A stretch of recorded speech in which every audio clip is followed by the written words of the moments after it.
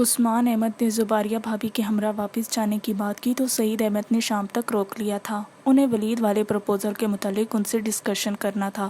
اگلی صبح سمان بھی گھر آیا تھا۔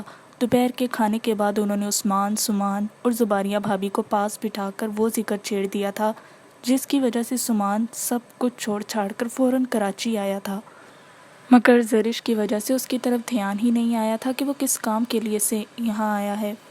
ابو جی، میں سمجھتا ہوں کہ یہ سب قبل از وقت ہے۔ آپ کا فیصلہ یقیناً اہم ہوگا۔ آپ نے کبھی ہمارے لیے غلط نہیں چاہا اور وہ لڑکا ولید بے شک بہت اچھا ہے، مگر میں نہیں سمجھتا کہ فرح کے لیے اتنا بڑا فیصلہ یوں عجلت میں کیا جائے۔ ہم کچھ عرصہ انتظار کر سکتے ہیں، سمان نے فوراً کہا تھا۔ مگر میں انتظار کرنے کے قطعی حق میں نہیں ہوں۔ ولید بہت اچھا لڑکا ہے۔ میں فرح کے فرض سے جلد از جلد سبکدوش ہونا چاہتا ہوں۔ میں صرف یہ پوچھ رہا ہوں کہ ان لوگوں کو کب باقاعدہ اپنے گھر انوائٹ کروں۔ جب آپ سب طے کیے ہوئے ہیں تو ہم لوگوں سے پوچھنے کی فارمیلٹی بھی کیوں نبھا رہے ہیں؟ جو جی میں آتا ہے کریں۔ یہی روٹین امی نے اپنا رکھی تھی اور اب آپ بھی۔ سمان ایک دم تلخ ہوا تھا۔ ٹمپرامنٹ فوراً لوز کیا تھا، ورنہ یوں پل میں آؤٹ ہو جانا فطنت نہ تھی، شاید اندرونی ڈپریشن تھا، یا پھر سعید احمد اور عثمان دونوں نے حیرت سے اسے دیکھا تھا۔ ویسے بھی فرح آپ کی بیٹی ہے، آپ بہتر فیصلہ کر سکتے ہیں، پھر ہم سے مشورے کی زحمت بھی کیوں؟ سمان کے لب لہجے پر بھابھی نے بغور دیکھا تھا۔ سمان، یہ کس انداز میں بات کر رہے ہو؟ سمان احمد کا اکھڑا لہجہ انہیں فوراً ٹوکنے پر مجبور کر گیا۔ سوری۔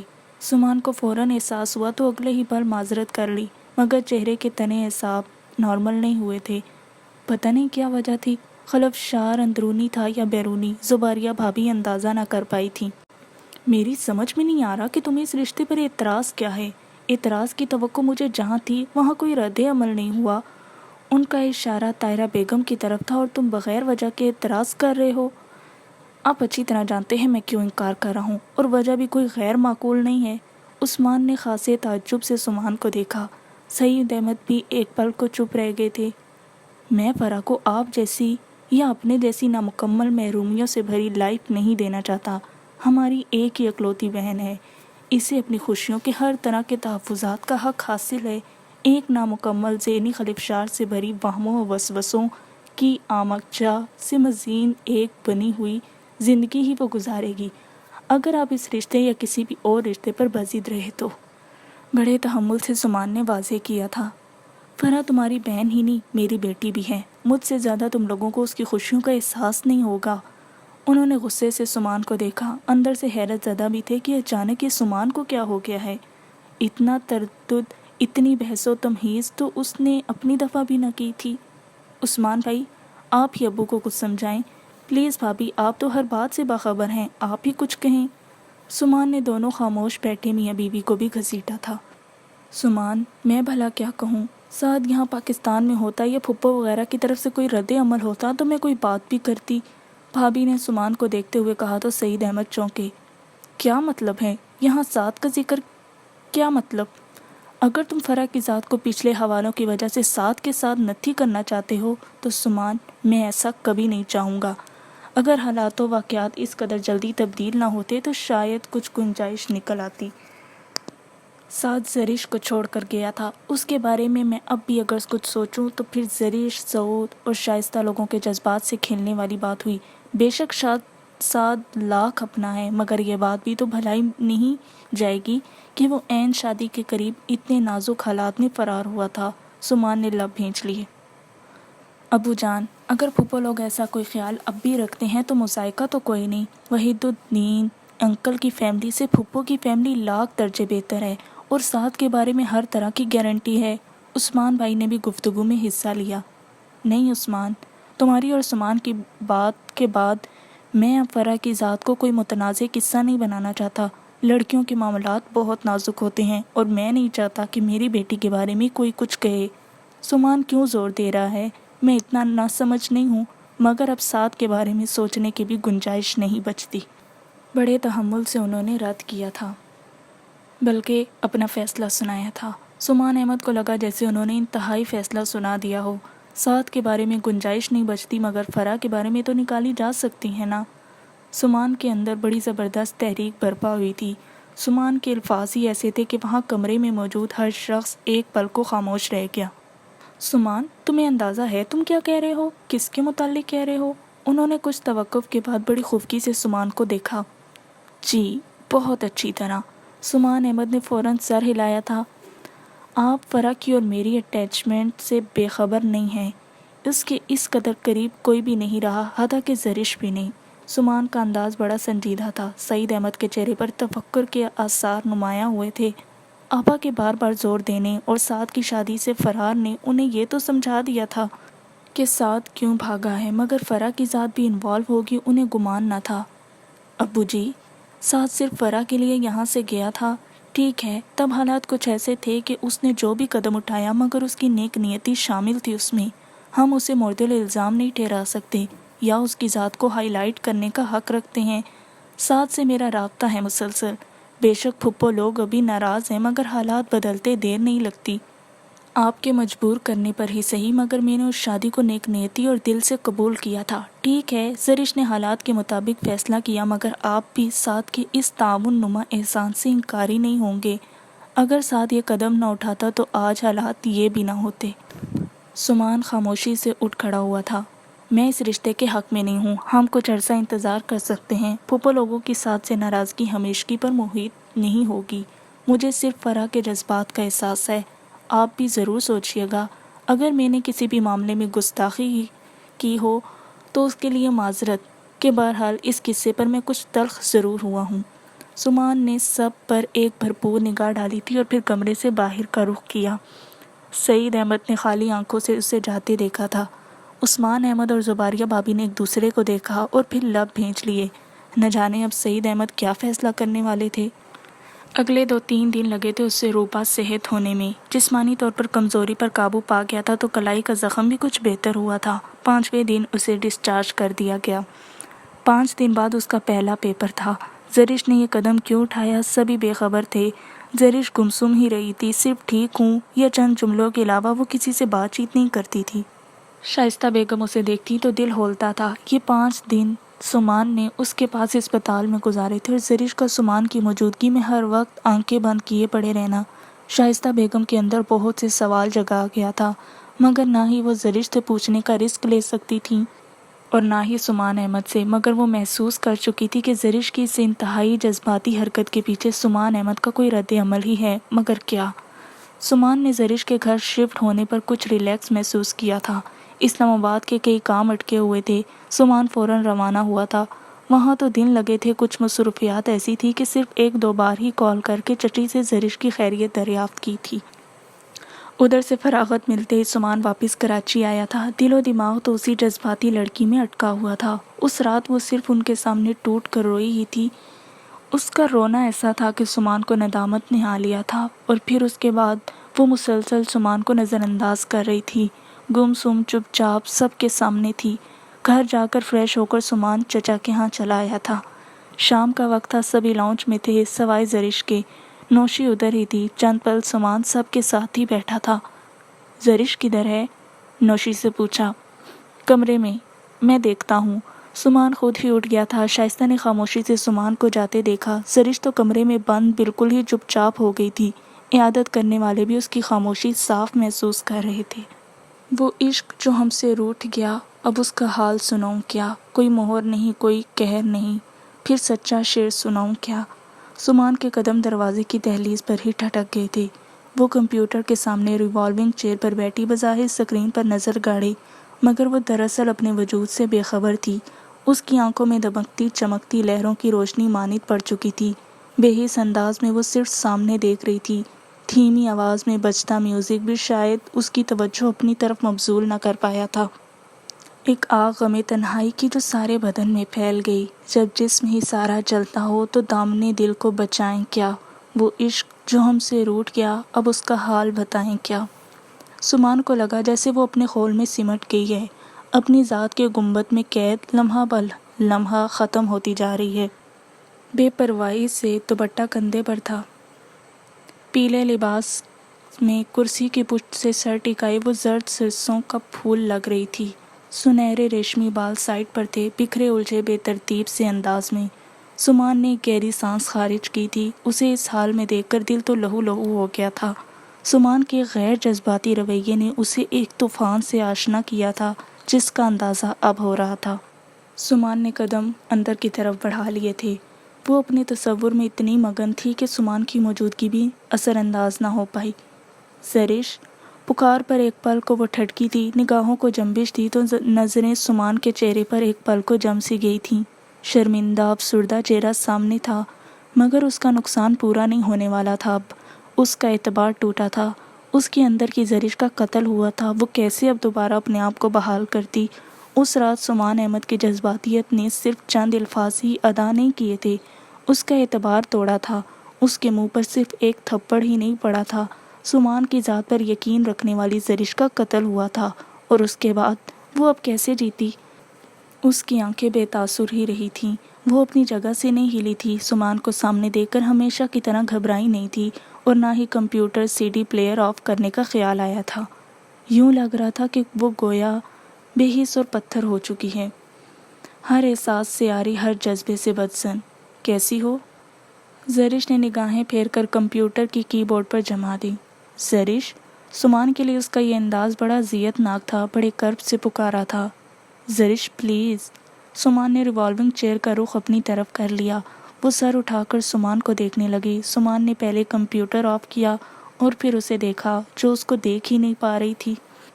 زرش، ایم سوری یار، مجھے اندازہ ہے میں نے تمہیں بڑی بری طرح ہرٹ کیا ہے، مگر یقین جانو وہ صرف وقتی کیفیت تھی، وقتی ابال تھا۔ میں نے کبھی غصے میں ایسا اظہار نہیں کیا، مگر اس وقت نہ جانے کیا ہوا تھا۔ تم سے میں کیوں کر بدزن ہو سکتا ہوں؟ تم تو میری روح میں کھلنے والی کھڑکی ہو۔ اپنے آپ سے بھی کوئی ناراض ہو سکتا ہے بھلا؟ سزا دینا تھی تو مجھے دینا تھی، خطاوار تو میں تھا اور نادم بھی ہوں۔ تم پر ہاتھ اٹھایا، تمہارے اعتبار کو مجروح کیا، پلیز کچھ تو کہو، برا بھلا، لعنت ملامت، کچھ بھی، پلیز پلیز یوں چپ نہ رہو۔ اس کی طرف جھکتے اس کے دونوں ہاتھ تھام کر سمان نے کہا تو زرش کو لگا اس کے دل پر کسی نے بارش برسا دی ہو۔ جلتا دل ایک دم فنا ہوا تھا، یا پھر جل تھل، اندر کا سارا کرب اس کے چہرے پر سمٹ آیا تھا۔ سمان کے مضبوط ہاتھوں کی گرفت میں اس کے لرزتے نازک ہاتھ اس کے اندر ہلچل مچا گئے تھے۔ آپ، کچھ کہنے کی کوشش میں گلابی ہونٹ لرز اٹھے تھے۔ ہاں بولو، پلیز کچھ تو بولو۔ اس کے ہاتھوں کو دباتے اپنے والہانہ پن کا مظاہرہ کرتے اکسایا تھا، اور زرش کو لگا وہ اپنے اندر سے ٹوٹ گئی ہے۔ وہ رونا نہیں چاہتی تھی، بکھرنا نہیں چاہتی تھی، اس کی ذات بڑی شکست سے دوچار تھی، اور وہ اپنی شکست کا ماتم سمان کے سامنے تو قطعی نہیں کرنا چاہتی تھی، مگر خود پر بس کہاں تھا۔ سمان کی آواز نے اس کے سب سوئے جذبوں کو جگا ڈالا تھا، وہ تو مر کر جی گئی تھی۔ آپ، آنکھوں سے شدت سے آنسو بہہ نکلے تھے، اور پھر وہ خود پر بند نہیں باندھ سکی تھی۔ وہ بڑی کمزور اور عام سی لڑکی ہی تو تھی، کیسے خود کو سنبھالتی؟ پھوٹ پھوٹ کر رو دی۔ سمان نے کرب سے ہونٹ کاٹ لیے، قالین کے ایک طرف رکھے کشن کو کھینچ کر اس پر بیٹھے، اس کا بازو بھی کھینچ کر خود میں سمیٹ لیا تھا۔ سمان کا گریبان گرم آنسوؤں سے تر ہوتا جا رہا تھا۔ وہ تو ہر طرح کے احساس سے بے خبر صرف اپنی شکست کا ماتم کر رہی تھی، اور سمان کے دل پر جو قیامت برپا تھی اس کا اندازہ اسے نہ تھا۔ آپ نے مجھے میری نظروں سے گرا دیا، مجھ پر شک کرتے، ہاتھ اٹھاتے، میرے دل میں اپنی محبت کی خوردو کومپلیں نوچ ڈالیں۔ کیوں کیا آپ نے ایسا؟ میرا اعتبار ریزہ ریزہ کر ڈالا۔ بہت سا رونے کے بعد ایک دم سمان کے سینے سے چہرہ اٹھا کر اسے دیکھا۔ وہ سر نواز فاروق تھے۔ مجھے نہیں پتا انہوں نے ایسا کیوں کیا، مگر انہوں نے اپنا پرپوزل دیا تھا، وہ میرے بارے میں بے خبر تھے، اور جب انہیں علم ہوا تو انہوں نے اس رات معذرت کرنے کو فون کیا تھا۔ میں نے تو وہ آخری الفاظ صرف مذاق میں کہے تھے، اور آپ نے مجھے غلط سمجھا۔ نہیں، باخدا نہیں، وقتی طور پر صرف غصہ تھا، مگر ایسی بات قطعی نہ تھی۔ سمان نے فوراً اسے اپنے جملوں کا اعتبار سونپنا چاہا تھا، مگر وہ تو بے یقین تھی۔ آپ نے مجھ پر ہاتھ بھی تو اٹھایا تھا۔ سمان کی سنگین غلطی سامنے تھی۔ پاگل پن تھا میرا، بس تمہارے الفاظ نے غصہ دلا دیا تھا۔ تم نے تعلق ختم کرنے کی بات کی تھی اور مجھے غصہ آ گیا۔ بھلا میں کبھی ایسا کر سکتا ہوں؟ میں نے تو تمہیں ابھی مکمل طور پر پایا بھی نہیں، پھر کھونے کی جسارت کیسے کر لوں؟ بھلا کوئی اپنی مرضی سے اپنے جسم سے اپنی روح کو نکلنے دیتا ہے؟ اور زرش کو ایک دم لگا اس کے دل و دماغ پر چھائی قہر سمٹنے لگی ہو، جیسے سمان نے جھک کر بڑی محبت و نرمی سے اس کے رخساروں پر بکھرے تمام آنسو چن لیے تھے۔ مجھے تو فوراً ندامت کے احساس نے آ لیا تھا، رہ رہ کر خود پر غصہ آ رہا تھا، مگر تم نے ایسا کیوں کیا؟ اگر واقعی تمہیں کچھ ہو جاتا تو کوئی یوں بھی کرتا ہے؟ سمان نے بڑی نرمی سے اس کا بایاں بازو تھاما تھا۔ وہ سسکی، میں نے اگر غصے میں تعلق توڑنے کی بات کی تھی تو آپ غصے میں نہ آتے، سامنے سے ہٹ جاتے، بعد میں بات کلیئر کر لیتے، مگر آپ کے جانے کے بعد لگا اب کچھ بھی باقی نہیں رہا۔ میرا آپ سے بچپن کا ساتھ ہے، آپ کا وہ رویہ رہ رہ کر دکھ میں مبتلا کرتا رہا، اور اس وقت تو دل چاہ رہا تھا کہ سانس ابھی بند ہو جائے یا پھر بیٹھے بیٹھے موت آ جائے۔ سمان کے اندر پھر سے ملال بکھرنے لگا۔ زندگی میں پہلی دفعہ اس قدر جذباتی پن کا مظاہرہ کیا تھا اور اس کا خمیازہ بھی بھگت لیا۔ ہمیشہ اپنے احساسات و جذبات پر مکمل کنٹرول رہا تھا، نہایت ٹھنڈے اور دھیمے مزاج کا مالک ہونے کے باوجود اس وقت نہ جانے کیوں اپنی ہی جذباتی کیفیت کا شکار ہوتا چلا گیا تھا۔ آپ وعدہ کریں آپ آئندہ مجھ سے کوئی بات نہیں کریں گے، مجھ پر مکمل اعتماد کریں گے۔ میں سب کی بے اعتمادی سہ سکتی ہوں مگر آپ کی نہیں، وعدہ کریں مجھ سے۔ اس کے تو یقین و اعتماد کی دھجیاں بکھری تھیں، کیسے ایک دم سنبھل جاتی۔ اس کا ذہن تو صرف ایک نقطے پر جم گیا تھا، گویا زری میرا مقصد وہ سب نہیں تھا، تم سمجھنے کی کوشش کرو یار، میں بھلا کیوں بے یقینی یا بے اعتباری کا مظاہرہ کروں؟ کوئی اپنی ذات سے بھی بے اعتبار ہوا ہے کیا؟ سمان کی وہی یقین دہانیاں تھی، وہی اول روز والے انداز تھے۔ زرش نے سر اٹھا کر دیکھا۔ جو گزر گیا وہ پھر کیا تھا؟ سمان نے اس کی آنکھوں کے تاثر کو پڑھا تو اندر کا ملال بڑھنے لگا۔ زرش لاکھ بدظن اور ناراض سہی، مگر اس طرح کی بے یقینی سمان احمد کے معاملے میں اس نے کبھی نہیں دکھائی تھی۔ یہ نظر کا دھوکہ نہیں ہے زرش، یقین کرو، ہمارا آج کا ساتھ نہیں برسوں کا ساتھ ہے۔ غصہ و جذباتیت ایک طرف، مگر میں تم پر بے اعتباری کا مظاہرہ کرنے کا خواب بھی نہیں سوچ سکتا۔ سمان کے انداز میں ملال بکھرتا چلا گیا تھا۔ اپنے رویے پر، اپنی گزشتہ غلطی پر اس وقت زرش کو اپنے دل کی کیفیت بتانا دنیا جہاں کا مشکل امر محسوس ہوا تھا۔ دل کے جذبوں کی سچائی اور نیک نیتی کا اشکار کرنا بڑا مشکل طلب مرحلہ تھا۔ اگر دل چیر کر دکھانا ممکن ہوتا تو شاید یہ بھی کر جاتا۔ سمان نے آہستگی سے اس کا بازو چھوڑ دیا۔ زرش کے ذہن میں ایک ہی بات جم گئی تھی اور سمان کی سمجھ میں نہیں آ رہا تھا کہ کیسے گزرے وہ ناخوشگوار پل، وہ لمحے اس کے ذہن کی سلیٹ سے مٹا دے، یا پھر کوئی جادوئی چھڑی ہو جس سے اس کی ذہنی کیفیت نارمل کی جا سکے۔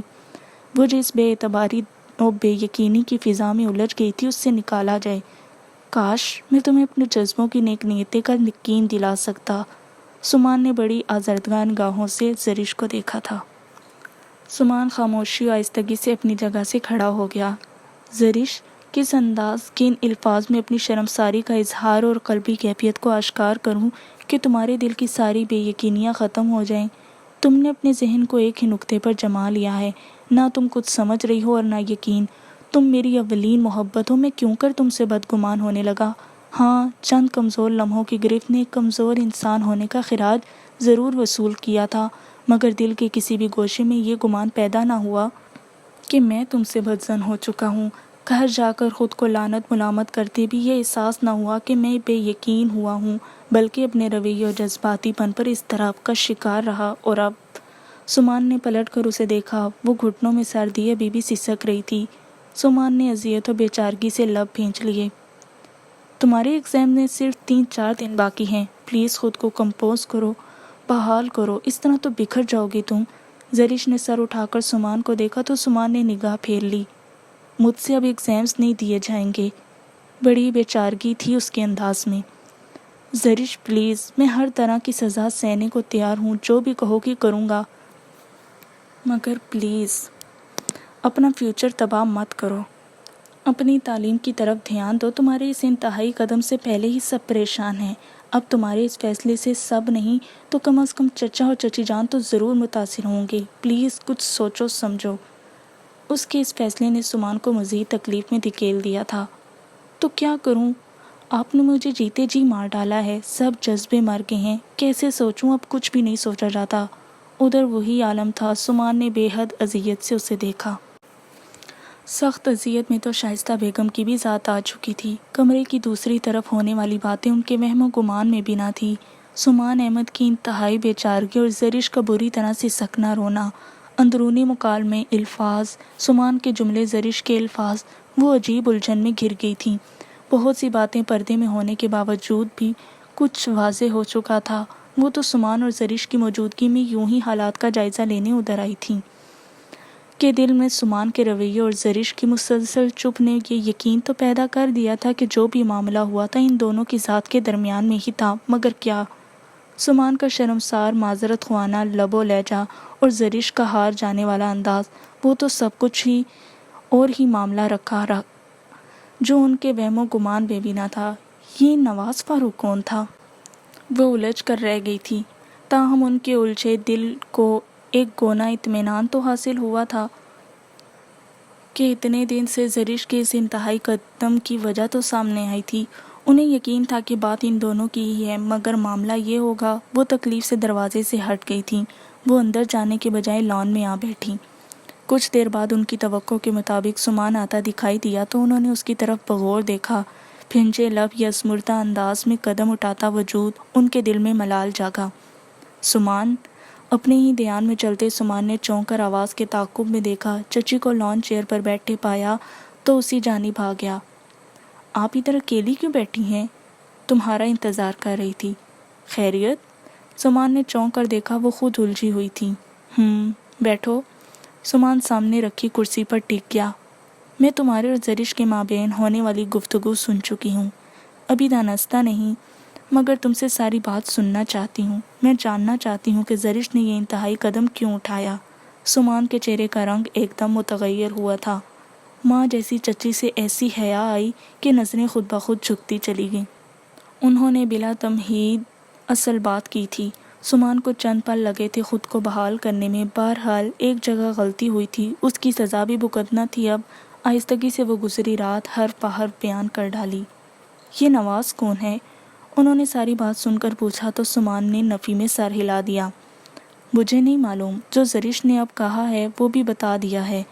ہو سکتا ہے کوئی جاننے والوں میں سے ہو، مگر وہ سر نواز فاروق کہہ رہی تھی۔ کہیں اکیڈمی میں کوئی سر نہ ہو؟ ویسے ایک دو دفعہ اس نے یہ نام پہلے بھی لیا ہے، مگر خیال ہے اکیڈمی میں ہی ہے۔ چند دن ہی وہ وہاں گئی تھی، مگر پھر اچانک وہاں بھی جانا چھوڑ دیا تھا۔ سمان زیادہ نہیں جانتا تھا، سو کچھ بھی نہ کہا۔ میں زیادہ کرید اب نہیں کرتی کہ کہیں ناراض نہ ہو جائے۔ گمان ہی نہ تھا کہ کوئی بات ایسی بھی ہوگی۔ وہ دھیمے لہجے میں یوں بول رہی تھی جیسے خود سے محو کلام ہو۔ میں زرش سے بات کروں گی، ایگزامز کی طرف مصروف کرتی ہوں، ہو جائے گی ٹھیک۔ آہستہ آہستہ، پریشان مت ہو۔ انہوں نے سمان کا چہرہ دیکھا تو احساس ہوا کم تکلیف میں تو اس کی ذات بھی نہ تھی، بلکہ جتنا زرش تکلیف میں تھی وہ بھی تھا۔ انہیں ایک دم ترس آیا تھا، سو فوراً دلاسا بھی دے ڈالا۔ اس کا ذہن صرف ایک ہی نقطے پر جم گیا ہے کہ میں نے بے اعتباری کا مظاہرہ کیا ہے۔ اتنا کہنے سننے کے باوجود اس کا ذہن اسی مقام پر ہے۔ میں غلطی پر ہوں، مگر آپ بتائیں کیسے یقین دلاؤں کہ وہ صرف وقتی جذباتیت تھی، در حقیقت ایسا کچھ بھی نہ تھا۔ سمان نے دل کا بوجھ کہہ ڈالا تھا۔ آہستہ آہستہ سنبھل جائے گی، تم فکر نہ کرو، بلکہ تمہارے لیے تو یہ خوشائن بات ہونی چاہیے کہ تمہارے ایک جذباتی قدم نے اس کی ذات میں درار ڈالی ہے، تو وہاں وہ تمہارے جذبوں کو بھی قبول کرنے کے قابل ہو جائے گی۔ تم ٹینشن نہ لو، جو ہونا تھا ہو چکا۔ بس اپنے قدموں کو پیچھے مت دھکیلنا۔ وہ اس وقت جس جذباتی شکست و ریخت سے دوچار ہے، تمہاری موجودگی اس کے لیے بڑی اہم ہے۔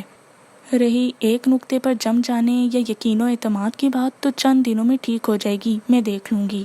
سمان کے چہرے پر چھائی بے چارگی اور شرمساری کے جذبات کے ہمراہ پریشانی کی اذیت دیکھ کر انہوں نے فوراً دلاسا دیا تھا، اور سمان نے مسکرا کر چچی کو دیکھا تھا۔ زرش جس مقام پر تھی وہاں اب کچھ بھی کہنا یا دعویٰ کرنا فضول تھا۔ سمان یہ بات چچی سے نہیں کہہ پایا۔ شائستہ بیگم کو زرش کو نارمل کرنے میں بڑی محنت کرنا پڑ رہی تھی۔ سمان احمد مرد تھا اور بیوی کے معاملے میں اچانک کسی بھی مرد کا ایسا ری ایکشن فطری تھا۔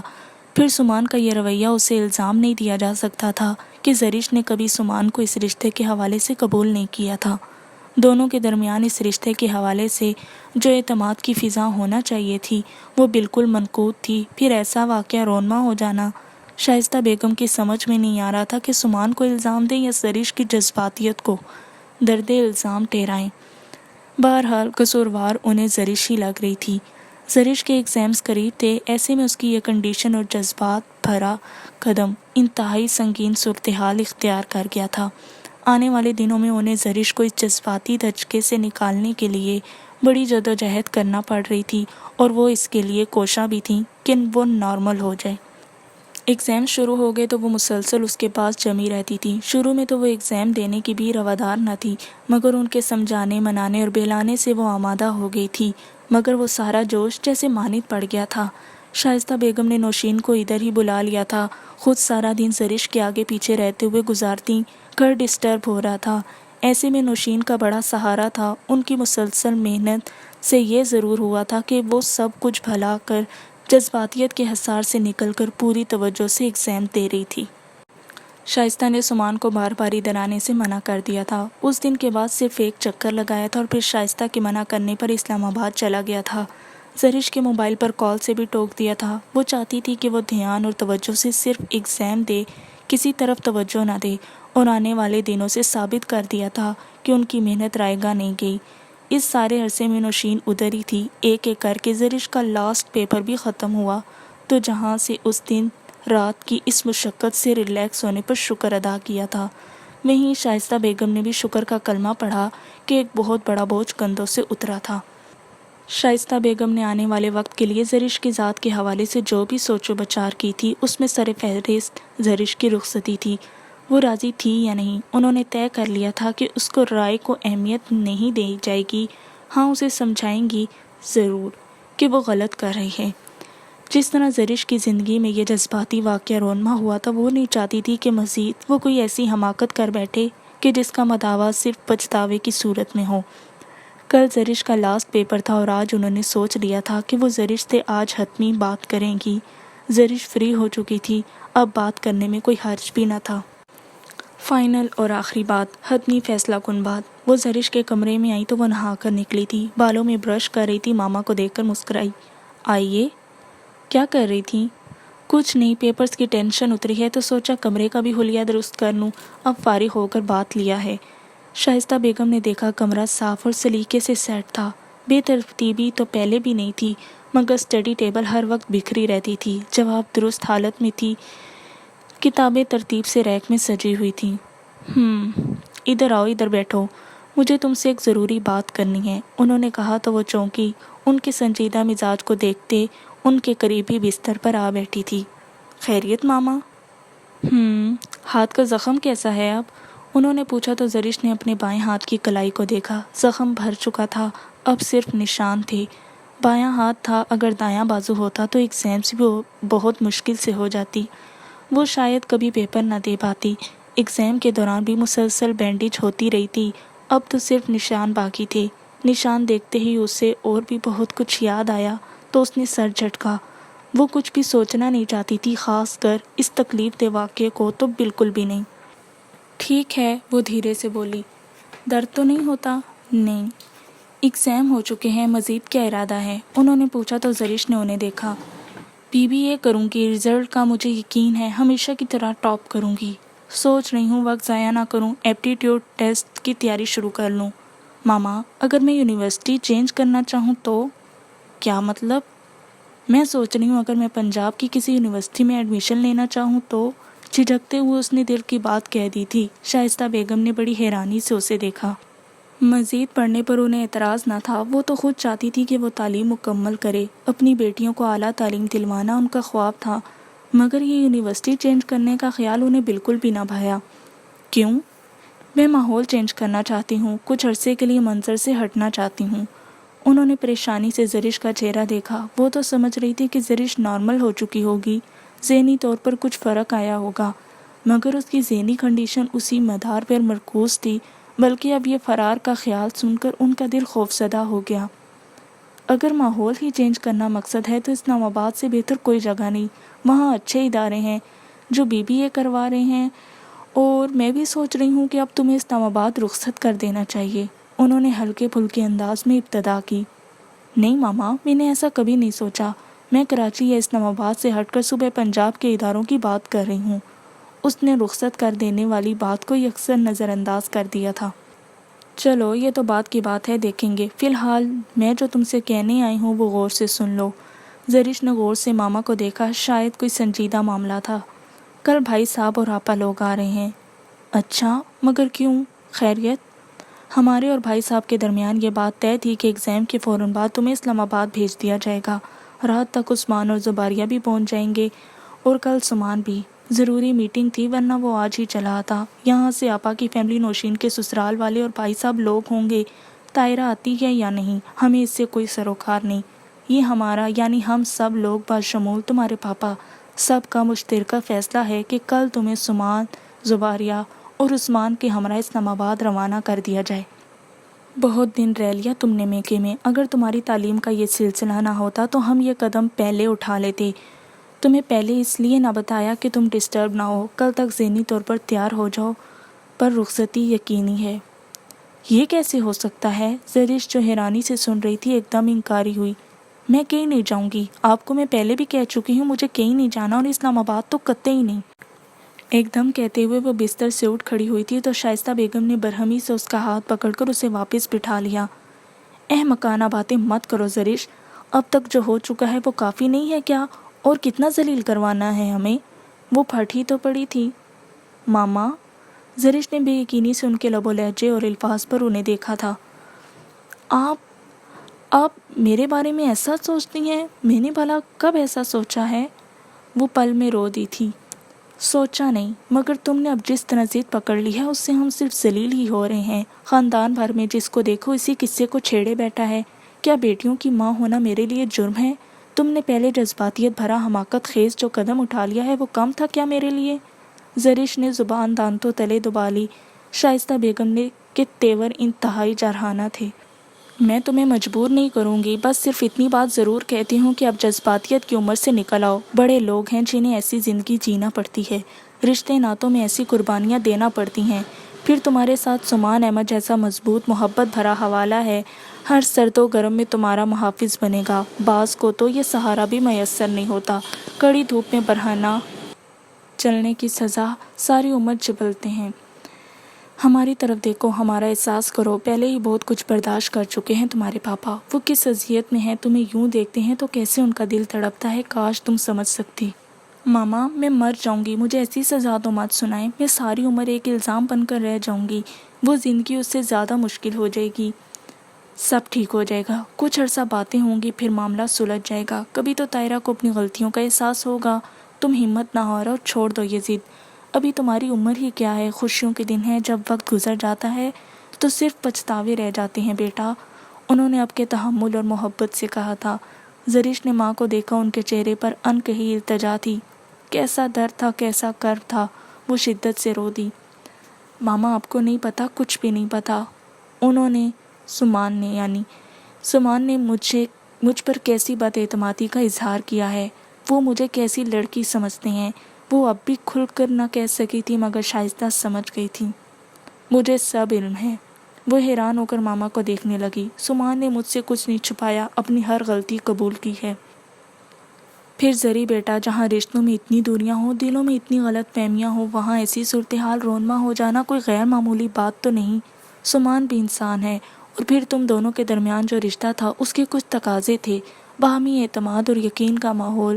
اس پودے کو ملے تو یہ پنتا پھولتا، جبکہ تم یہاں دل میں ہزارہا غلط فہمیاں، شکوے، شکایتیں لیے بیٹھی اور وہ وہاں۔ جھوٹ نہیں، سامنے کی بات ہے، تمہارے ہر طرح کے رویے کے باوجود سمان نے کبھی تمہاری ذات کو ہلکا نہیں پڑنے دیا، کبھی کسی کے سامنے ذکر نہیں کیا، اور تم نے جو جذباتیت دکھائی، اپنی زندگی سے کھیل جانا بھی مسئلے کا حل تھا کیا؟ تو پھر میں کیا کرتی؟ اس وقت تو دل صرف مر جانے کو چاہ رہا تھا۔ شائستہ بیگم کی تمام باتوں کے جواب پر وہ پھر سسک اٹھی تھی۔ پھر جذباتیت، زرش، تمہارا سب سے بڑا پرابلم بھی یہی ہے، تم دل و دماغ کو جذباتیت کے ترازو میں تولتی ہو۔ اگر تم اسی طرح ضد پر قائم رہی تو سمان کے دل میں ابھی تمہارے لیے جو جذباتیت ہے وہ خود ہی تم ختم کر ڈالو گی۔ مرد محبت کرتا ہے تو جواباً اتنی ہی محبت اور توجہ مانگتا ہے، اور جہاں اسے اپنی پذیرائی نہیں ملتی اس کی توجہ کا محور بھی بدل جاتا ہے۔ ابھی سمان تمہارا دیوانہ ہے، تمہارے نام کی مالا جپتا ہے۔ خدا نخواستہ کبھی تمہارے رویوں سے دل برداشتہ ہو کر اس نے اپنے قدم موڑ لیے یا کوئی انتہائی قدم اٹھا لیا تو اس کا ذمہ دار کون ہوگا؟ زرش نے اپنے بہتے آنسو ہاتھ کی پشت سے رگڑے۔ مجھے ایسی محبت نہیں چاہیے جس میں صرف ذلت و رسوائی ہو۔ شائستہ بیگم کو لگا جیسے انہوں نے صرف اپنا وقت ضائع کیا ہے۔ تمہارا جو رویہ ہے سمان کے ساتھ، اس سے وہ کیا میں بھی یہی کہوں گی کہ تم کسی اور وجہ کو سوچ رہی ہو۔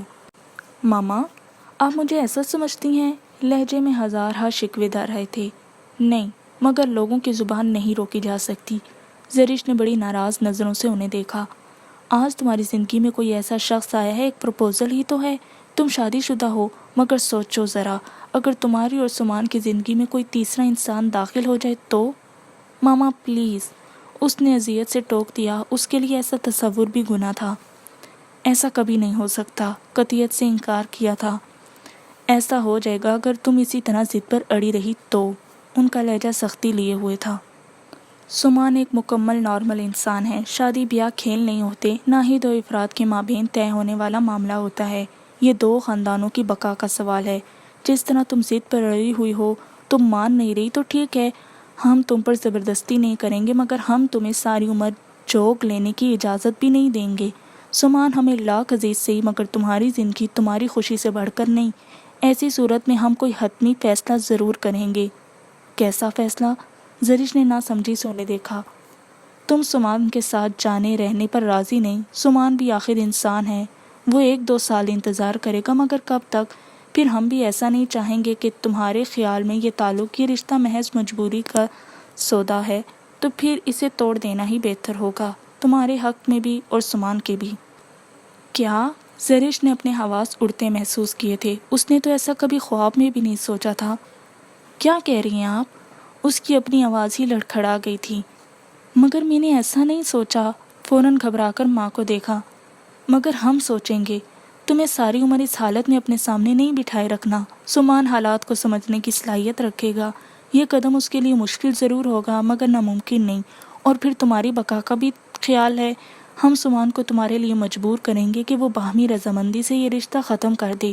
پھر ہمیں جو مناسب لگا وقت کے ساتھ فیصلہ کر کے تمہیں تمہارے گھر رخصت کریں گے۔ رہ گئی طاہرہ کی ذات، تو سرے سے یہ قصہ ہی ختم ہو جائے گا۔ سمان بھی وقت کے ساتھ سنبھل جائے گا۔ کہیں نہ کہیں اللہ نے اس کے لیے بھی جوڑ بنایا ہوگا۔ ہمارا مذہب ہمیں اجازت دیتا ہے کہ جہاں دل و دماغ نہ ملتے ہوں، فیصلہ کر لینا بہتر ہے۔ مگر زرش، یاد رکھو، محض ضد یا انا میں ایسے فیصلہ کرنا گناہ ہے، سراسر گناہ۔ تم سمجھدار ہو، اب بتاؤ کیا کہتی ہو؟ زرش کو لگا شائستہ بیگم کی باتوں نے اس کا دماغ معاف کر دیا ہے۔ وہ خالی نظروں سے ماں کو دیکھے گئی۔ کل سب لوگ اکٹھے ہو رہے ہیں، اول مقصد تو یہی ہے کہ تمہاری رخصتی کا پروگرام ہے۔ پھر بھی تمہارے پاس وقت ہے، کل تک سوچنا اچھی طرح، پھر فیصلہ کر لینا۔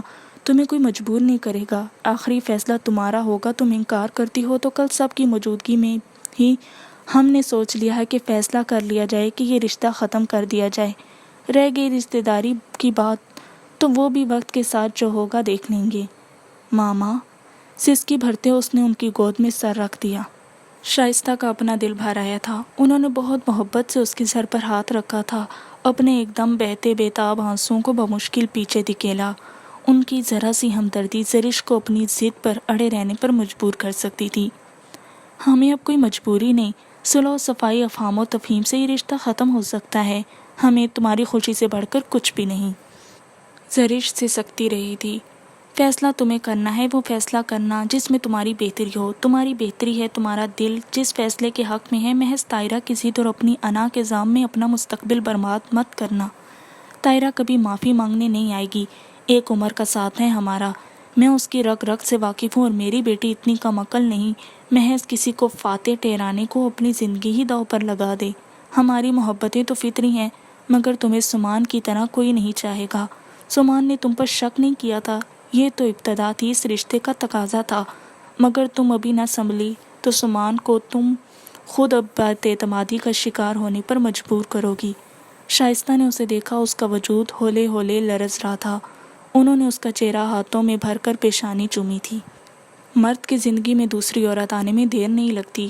تم ادھر ہو اور سمان ادھر، ایسے اچھے انسانوں کو دنیا ایک پل میں اپنی گرفت میں کرنے کا سوچتی ہے۔ سمان سے بہتر تمہیں کوئی نہیں سمجھنے والا۔ بچپن کا ساتھ ہے تمہارا۔ یہ رشتہ ایک طرف جو انسیت اور چچازاد ہونے کی حیثیت سے جو مقام سمان کے دل میں تمہارا ہے وہ تمہیں کہیں اور میسر نہیں آئے گا۔ قسمت پر شاکر ہو جانے میں ہی ہماری بھلائی ہے۔ اگر بہت سے لوگ طاہرہ کی باتوں پر ایمان لاتے تو ایک بہت بڑا حصہ ان لوگوں کا بھی ہے جو مجھے اور تم بہنوں کی حقیقت سے اچھی طرح باخبر ہے۔ محض طاہرہ کی خاطر خود کو داؤ پر مت لگاؤ۔ شائستہ بیگم کی باتوں کا اثر تھا کہ وہ گمسم ہو گئی تھی۔ دماغ کا فیصلہ اور تھا اور دل کسی اور ہی کیفیت میں۔ وہ جو سوچ کر ہار گئی تو خود کو حالات کے رحم و کرم پر چھوڑ دیا۔ سمان کے ساتھ رخصت ہو جانے میں بے شک بہت اذیت و تکلیف کا سامنا کرنا پڑتا، مگر اس کی ذات سے ماما پاپا کی جو پریشانی تھی وہ ختم ہو سکتی تھی۔ اپنے آپ کو سمجھانے کو اسے یہی حیلہ ملا تھا، مگر نہ ذہن مطمئن تھا اور نہ دل۔ آہستہ آہستہ یہ رشتہ کیسے اس کے دل میں جگہ بنا رہا تھا وہ حیران تھی۔ یہ دل ہی تھا جو ہر جگہ رسوا کرواتا تھا۔ دل عجب کشمکش میں تھا۔ ہادیہ آپ آئیں تو ماما نے اسے ہادیہ کے ساتھ جا کر اپنی پسند کی شاپنگ کر لینے کو کہا تھا۔ شادی کا سب سامان جو کا توں ہی پڑا تھا، کسی چیز کی ضرورت ہی نہ تھی، تاہم وہ ماما کے سامنے انکار نہ کر پائی۔ ہادیہ کے ساتھ جا کر اس نے ضرورت کی چند چیزیں خریدی تھیں۔ پھر ہادیہ آپا اسے پارلر لے گئی تھیں۔ انہوں نے فیشل کروایا تھا۔ سکن تو اس کی ماشاءاللہ پہلے سے ہی اچھی خاصی تھی، ذرا سی توجہ سے اور بھی چمکنے لگی۔ فیشل کے بعد انہوں نے اس کے بالوں کی لیئر کٹنگ کروائی تھی۔ کافی عرصے سے کٹنگ نہیں کروائی تھی، بال کمر سے نیچے آ رہے تھے۔ زرش کو بذات خود بھی لمبے بال پسند تھے، اگر ذرا توجہ دیتی تو خاصے بڑھ جاتے، مگر وہ جب بھی بڑھتے تھے آدھے کٹوا لیتی تھی۔ اس دفعہ اس نے صرف ہلکی سی کٹنگ پر ہی اکتفا کیا تھا۔ آپا کے کہنے کے باوجود اس نے کچھ نہیں کروایا تھا سوائے مہندی کے۔ گھر واپسی پر پھپھو لوگ آ چکے تھے اور پھر رات تک عثمان بھائی اور زباریہ بھابی بھی اپنے بیٹے کے ہمراہ پہنچ گئے تھے۔ اگلے دن گھر میں خاصی چہل پہل تھی۔ وہ چپ چاپ سب کو دیکھتی رہی تھی، اسے کرنا تو کچھ تھا نہیں، بس اپنے کمرے میں بند رہی۔ شام تک عفان انکل کی فیملی اور تایا لوگ بھی پہنچ چکے تھے۔ سمان احمد ان کے ہمراہ ہی تھے، جبکہ طاہرہ بیگم نہیں تھی، اور سب یوں مطمئن تھے جیسے اب ان کو کوئی فرق نہیں پڑتا، اور زرش کو لینے طاہرہ بیگم کا نہ آنا بڑے اذیت ناک تھا۔ اس نے تصور میں بھی نہیں سوچا تھا کہ کبھی وہ اس انداز میں رخصت ہوگی۔ طاہرہ بیگم نے جس طرح وہ سارا کھیل کھیلا تھا، اس کی صرف ذات کی دھجیاں ہی نہیں بکھری تھیں، بلکہ اس کے کردار اور عزت نفس پر بھی حرف آیا تھا۔ وہ مکمل عزت اور آن کے ساتھ جینا چاہتی تھی، مگر اب ہادیہ آپا اور نوشی دونوں نے ہی مل کر اسے تیار کیا تھا۔ ان دونوں کے علاوہ اس نے سختی سے آپا کو منع کر دیا تھا کہ خوامخواہ کوئی بھی اس کے پاس آ کر اسے ڈسٹرب نہ کرے۔ اس کے اندر کسی کا بھی سامنا کرنے کی ہمت نہیں تھی۔ کھانا کھانے کے بعد زباریہ بھابی اور ہادیہ آپی اسے لاؤنج میں لے آئی تھیں۔ خوبصورت لباس اور زیورات کے ساتھ وہ بہت پیاری لگ رہی تھی۔ اسے سمان احمد کے ساتھ بٹھایا گیا تھا۔ سمان حیرت سے چونکا تھا۔ اسے اب تک یہ گمان تھا کہ زرش ضرور انکار کر دے گی، مگر اب زرش کو اپنے پہلو میں بڑی خاموشی کے ساتھ بیٹھا دیکھا تو یقین کرنے میں تعمل ہوا کہ یہ وہی زرش ہے یا بدل گئی ہے۔ اس وقت گزشتہ سب واقعات خواب و خیال سے محسوس ہوئے تھے۔ السلام علیکم، سمان نے پہل کی تھی۔ دھیما سا لہجہ زرش کی سماعت سے ٹکرایا تو وہ لب بھینچ گئی۔ سمان سے ناراضی تو اب بھی تھی، بدگمانی ایسی تھی کہ ختم ہونے کا نام ہی نہیں لے رہی تھی۔ کیسی ہو؟ سمان نے دوبارہ لب کشائی کی تو اس نے ذرا سی دیر سر اٹھا کر ایک نظر کی تھی۔ ٹھیک ہوں۔ ارد گرد سبھی تھے، بے شک وہ روایتی دلہنوں والے اہتمام سے دور تھی، مگر موقع ایسا تھا کہ اسے سمان کی یہ بے تکلفی بڑی کھلی تھی۔ پیپرز کیسے ہوئے؟ سب اطراف میں موجود تھے، ہنسی مذاق باتوں میں لگے ہوئے تھے، گاہے بگاہے توجہ ادھر بھی تھی، مگر سمان احمد کو جیسے پرواہ ہی نہ تھی۔ زرش سے سب کے سامنے یوں کلام کرنا اور جواب دینا خاصا دقت طلب لگ رہا تھا۔ اچھے ہو گئے تھے، اسی سرد لہجے سے لا تعلق انداز میں جواب ملا تو سمان نے ایک گہرا سانس لیا۔ آئندہ پیش آنے والی صورتحال کیا ہو سکتی تھی؟ زرش کا آئندہ زندگی سے متعلق کیا لاہ عمل ہو سکتا تھا؟ سمان نے بڑی سنجیدگی سے اس کے جھکے ہوئے سر کو دیکھا تھا۔ کیا زرش صرف کمپرومائز کر رہی ہے؟ سمان کے اندر اس سوال نے بڑی شدت سے سر اٹھایا تھا۔ چاہے جانے کی آرزو تو ہر کسی کو ہوتی ہے، چاہے وہ مرد ہو یا عورت۔ کسی کے دل میں ہونا اپنی موجودگی کا احساس کسے برا لگتا ہے؟ میاں بیوی کا رشتہ تو اس سے بڑھ کر تھا۔ اس رشتے کو باہمی محبت اور تعاون ہی کامیابی سے ہمکنار کرتا ہے، جبکہ زرش کے لا تعلق سرد لب و لہجے نے سمان کے دل میں موجود ساری خوش فہمیوں کی تتنیوں کو جلا کر خاکستر کر ڈالا۔ ایسی زندگی تو سمان احمد کے وہم و گمان میں بھی نہ تھی۔ دل میں افسردگی کا احساس چھایا ہوا تھا۔ سمان آہستگی سے اس کے پہلو سے اٹھ گیا تھا اور زریش اس نے سمان احمد کے خاموشی سے اٹھ جانے پر دل ہی دل میں شکر کا کلمہ پڑھا تھا کہ مزید کسی سوال سے بچ گئی تھی۔